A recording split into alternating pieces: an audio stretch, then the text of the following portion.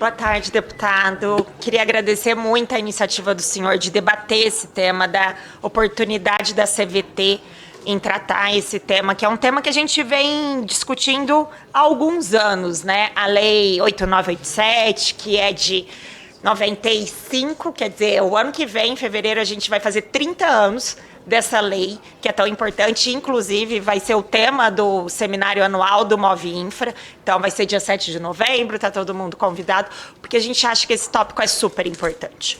A lei de concessões, né, e as duas leis que correlacionam esse assunto no PL 7063, né, que é a 11079, que traz o marco legal de PPPs, e a 13448, que traz a questão da relicitação, são leis de fundamental importância para o arcabouço regulatório e para as concessões, né? O Move Infra é um movimento que defende a infraestrutura e as nossas associadas são as empresas de infraestrutura de transportes listadas na Bolsa. Então, ferrovia, aeroporto, porto, hidrovia, a gente nada, anda, corre. Então, a gente também sofre as dores em todos os setores. Mas a Lei 8987, a Lei 11079, elas trouxeram toda a segurança jurídica que a gente tem e andou durante esse período. Mas a gente vai chegando aos 30, começa a precisar fazer botox, não é, deputado? Então, eu acho que esse é um pouco do princípio do que a gente vem trazer aqui hoje. A gente sabe a importância dessas legislações, mas sabe também a necessidade de atualidade desses marcos regulatórios ao longo do tempo, né? Hoje, sem dúvida nenhuma, o Marco Aurélio fala muito isso, a gente tem a melhor ANTT de todos os tempos, a gente tem a melhor ANAC de todos os tempos, a gente tem a melhor ANTAC de todos os tempos. Mas a gente tem também, de outro lado, uma pulverização de concessões em entes subnacionais, que tem muito menos vanguarda na regulação. Lembrando que essa é uma lei que é nacional, vai ser para todo mundo. Então, a importância de a gente atualizar esses conceitos na lei, que a gente não consegue atualizar sempre nas regulações de todas as agências.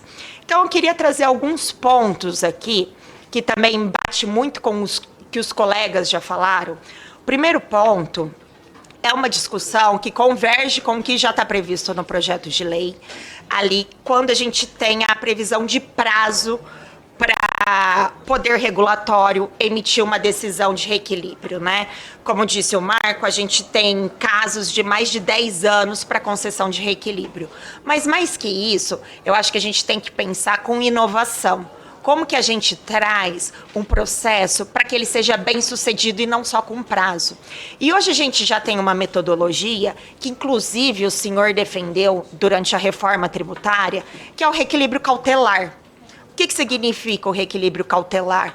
É um reequilíbrio, geralmente, quando tem um grande efeito de desequilíbrio, a concessionária, o poder e o ente regulador, e nos casos em que tem poder concedente, geralmente acordam sobre esse desequilíbrio, sabe que tem um volume a ser reequilibrado, mas geralmente a gente tem problema no valor desse volume. É 70, é 100, mas aquilo que está convergente, por que a gente já não começa? Porque quando a gente deprecia esse fluxo de caixa, quem sofre é o usuário daquele serviço. Quem vai ficar sem o transporte é o agro, quem vai ficar sem o transporte é o passageiro de avião. Se a ANAC não tivesse intervido durante a pandemia e reequilibrado os contratos, que o que eles fizeram foi um reequilíbrio cautelar, porque não tinha acordo em 100% dos pleitos, mas eles fizeram o reequilíbrio naquilo que tinha acordo. E não deixaram. Por isso a gente tem aeroporto hoje, pós-pandemia no Brasil. Porque a ANAC atuou diligentemente. Mas isso não está previsto na lei. Está na caneta do Renan. Então, isso é muito perigoso. Então, esse arcabouço legal do reequilíbrio cautelar para a gente é muito importante. Um outro ponto que o colega também trouxe é o reajuste automático, né? A gente parece falar disso ainda em 2024. O reajuste é diferente do reequilíbrio. O reajuste é a concessão do índice inflacionário. Aí, deputado, 5 minutos é pouco, né? Vou tentar aqui. Não, pode avançar. O índice inflacionário concedido sobre a tarifa, sobre o serviço, anualmente, como a gente tem em vários contratos de prestação de serviço. E o que a gente vê? Principalmente em contratos subnacionais, isso às vezes não é cumprido. E quando não é cumprido, isso é acumulado e prejudica quem? Prejudica o usuário. Porque uma hora essa conta vai chegar e vai chegar não com o que a gente vê anualmente, que geralmente, né, dependendo do controle da inflação, de 13% a 5%, mas já vai chegar depois de uma briga judicial que passaram anos e vai chegar a 30% no usuário. Então, essa prerrogativa do poder privado poder fazer o reajuste quando o poder concedente não agiu, é muito importante, para que não desequilibre o contrato e para que isso não pese no bolso do usuário. Uma outra questão correlata a essa, que para a gente é muito importante, é nos contratos de PPP. Da mesma maneira que a gente não tem, muitas vezes, o reajuste, a gente tem falta da contraprestação do ente nacional ou ente subnacional, principalmente ente subnacional quando a gente está falando. Então, a gente quer poder fazer um equacionamento entre a possibilidade de interrupção do serviço quando o ente não pagar, não honrar com a sua contraprestação.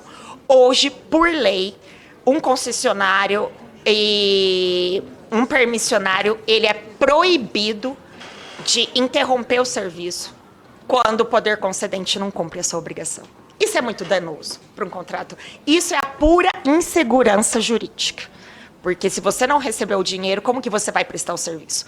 A gente não está falando isso de maneira que seja um mês, porque a gente sabe, às vezes, os desarranjos que acontecem em conta pública. Mas quando isso ultrapassa 3, 4 meses, isso fica muito difícil do concessionário manter o serviço. E hoje ele é obrigado. A gente tem casos disso. Eu cito, por exemplo, a operação das barcas no Rio de Janeiro, onde a CCR ficou sem receber a contraprestação por meses, sendo obrigada judicialmente a prestar o serviço. Então, isso é insegurança jurídica. Um outro ponto que eu trago é a repartição objetiva de riscos.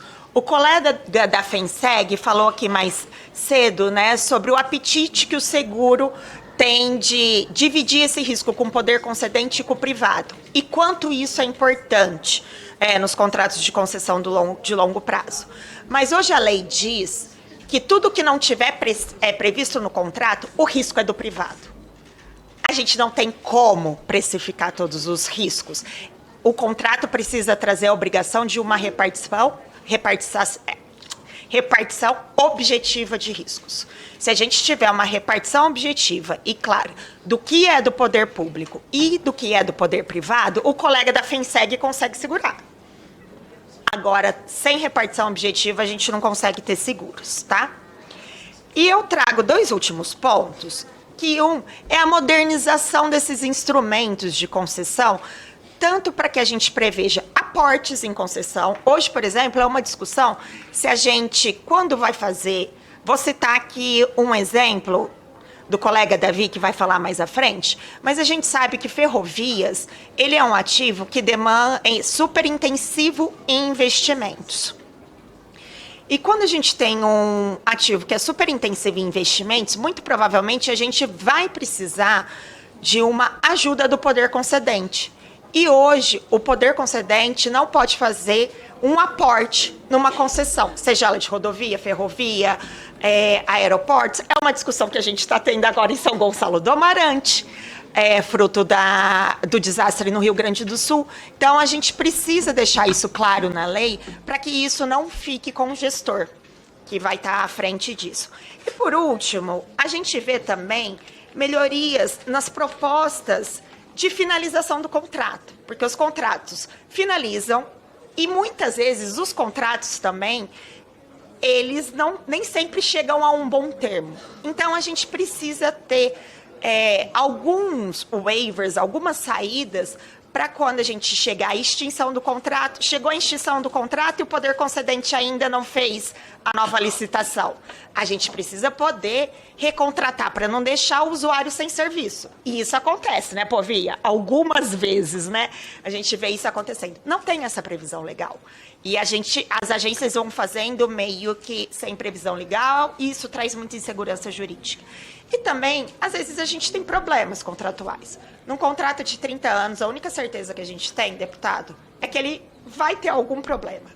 E, às vezes, eles não conseguem ser viabilizados. Por isso, o Instituto da Relicitação, O Instituto, que agora vem sendo discutido de maneira muito profícua no Tribunal de Contas da União, que é o acordo entre as partes, e a gente acha que para uma lei nacional, já que ela vai ser revista, isso precisa estar no arcabouço da lei nacional e essa modernização precisa ser trazida de relicitação e acordo entre as partes. Tem mais, mas muito obrigada pelo tempo adicional, deputado.